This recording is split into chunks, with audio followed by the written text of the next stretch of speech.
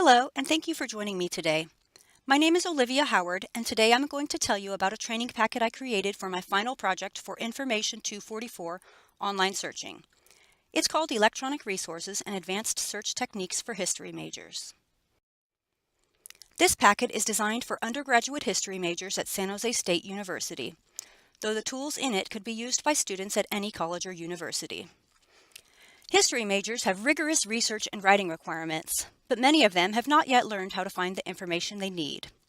They may have grown up as digital natives, so to speak, but many have not done much searching beyond Google and Wikipedia. Ideally, this would be for freshmen and sophomores, so they can use these search skills throughout their college careers, but it would be useful for juniors and seniors too, especially as their courses become more in-depth and focused. This training assumes some basic familiarity with the library website.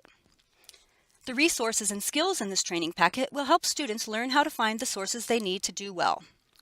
History majors often go on to become researchers or take on related roles where these skills continue to be used. These skills will also be helpful if they decide to further their education in any field. All history majors take U.S. history, world history, ancient or medieval history, plus several courses with a narrower focus. They need reliable resources throughout their college careers. San Jose State University has 456 databases, and it can be hard to know where to start.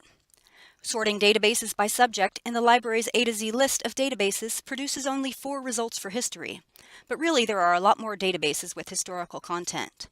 Students could spend a long time looking and still not be in the right place to find what they need.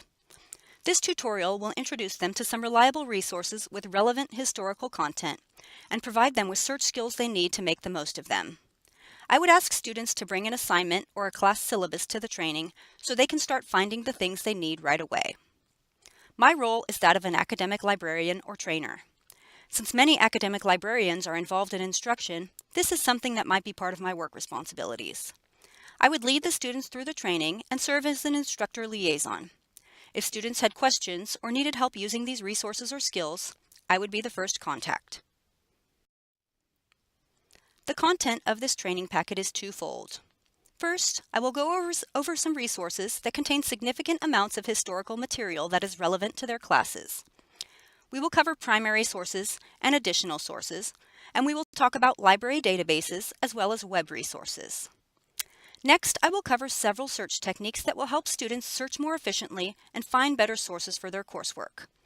We will go over Boolean operators, truncation, narrowing results, controlled vocabulary, citation searching, and Perl growing. We will do some searches using these skills in some of the resources we discussed earlier. Ideally, there would be time at the end for more searches, where I could ask the audience for topics.